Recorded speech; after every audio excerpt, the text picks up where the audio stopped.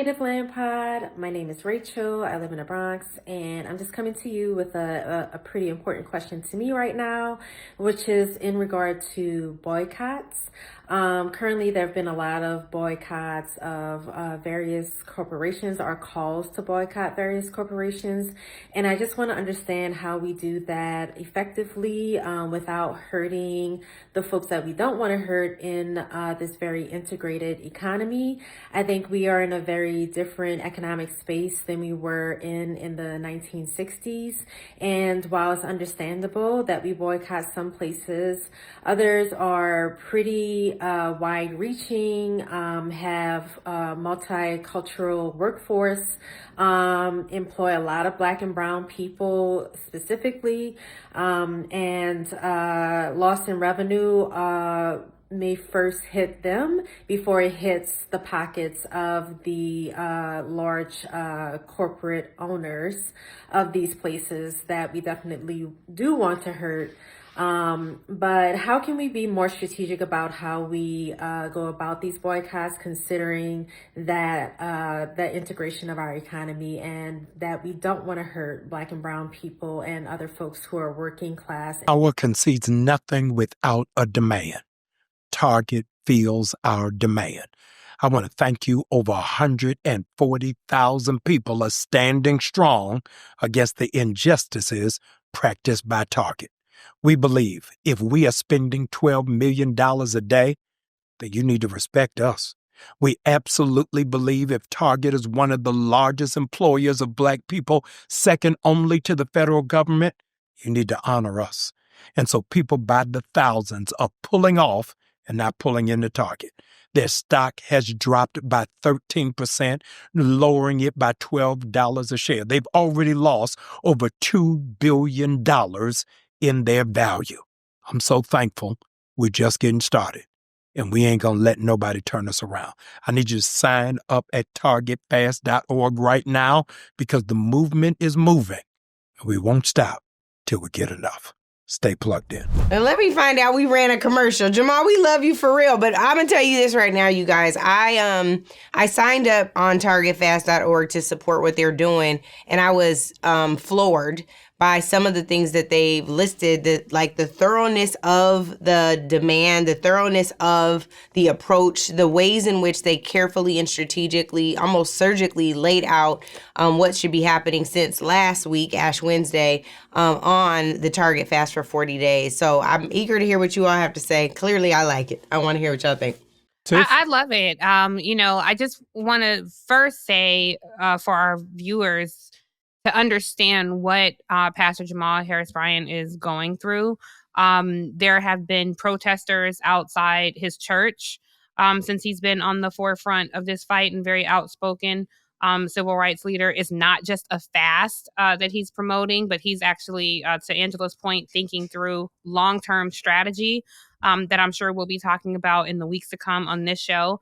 The last that he referenced, the protesters who were in front of his church, they were holding up signs talking about free Derek Chauvin, who is, of course, the police officer who murdered George Floyd.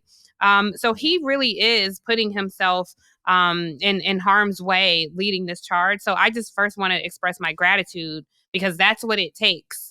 Fearless, bold leadership that we're not seeing in some of our democratic institutions, that we are seeing in some of the different sectors out here that promote us.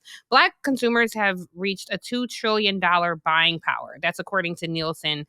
And we have to start thinking about how we want to exercise that buying power. And I will say it's really challenging. Because Target is not the only place, but we have to start somewhere and build momentum from that.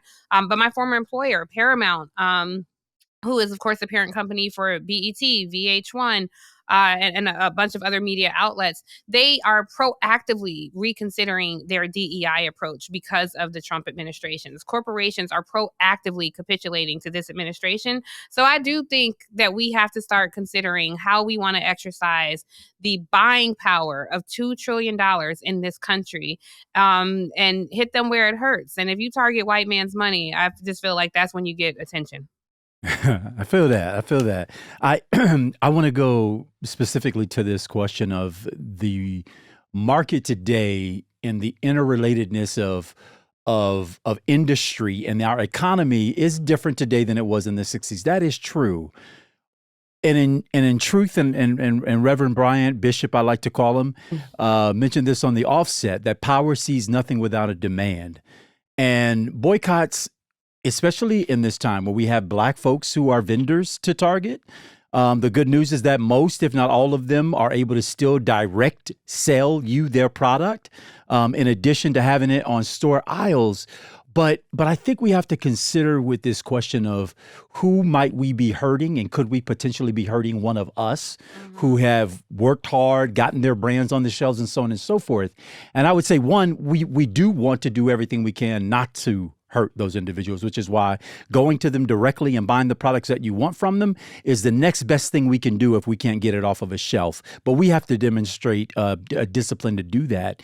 But boycotts are about the dignity and the strength of all of us, and it prioritizes the dignity and strength and respect for our community above what any one individual who may be benefiting on the back end might get by way of sales as a provider on a Target platform. So I guess what I'm saying is while I love many of the people who I know who are African American, Black women mostly, who are doing their biz with Target, they've come up with their own set of demands and expectations that they want from the company. And the best thing we can do is demonstrate that we have their backs, even within that corporation, by saying, look, if you don't pay attention to Black money, Black green dollars, then you are missing a huge swath of the economic opportunity that exists for this corporation, this brand, so on and so forth. And to my colleagues and friends' point, Tiffany, that a lot of folks are getting ahead of the government, and basically the corporations are redefining DEI or dismissing it summarily without being asked necessarily by the government, basically trying to curry favor.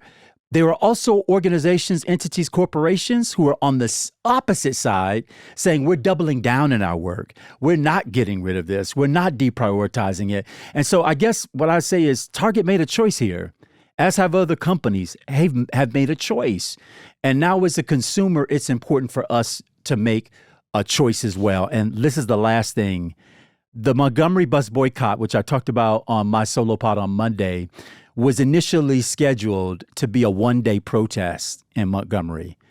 When that day came, November 5th, and the city buses all across Montgomery were empty of Black riders, it shocked the system, and white folks in the city had no idea what was happening and what was coming.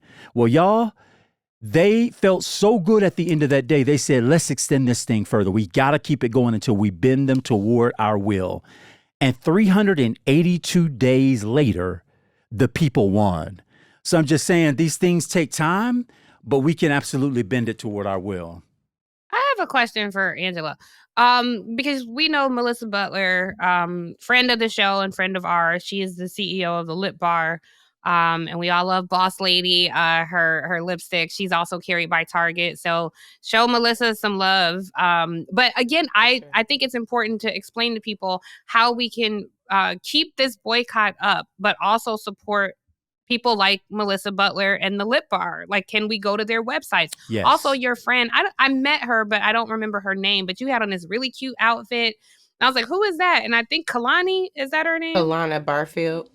Kalana Barfield, who also has a line in Target. How can we make sure, because Andrew brought up a really good point, like, do they have websites where we can go directly to them?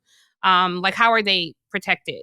Yes, Kalana was part of the Black Creators Program that was launched through what the Trump administration would now totally brand as a DEI component of Target's work. So she was one of the creators, and Sergio was one. Faye Noel was one. So Kalana doesn't have an ongoing line with Target, although she's consulted them. I don't know the status of that contract. I apologize. I didn't know this question was coming. And Melissa, you can definitely purchase her products at thelipbar.com. And she's encouraged people to do as such.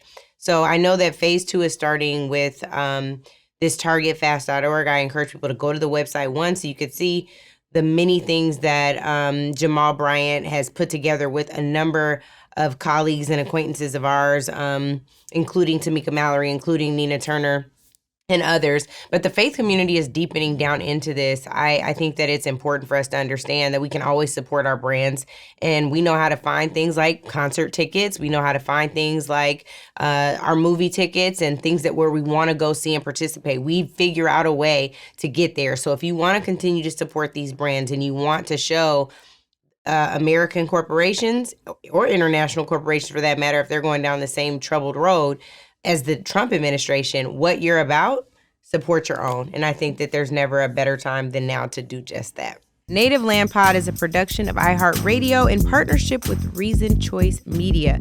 For more podcasts from iHeartRadio, visit the iHeartRadio app, Apple Podcasts, or wherever you listen to your favorite shows.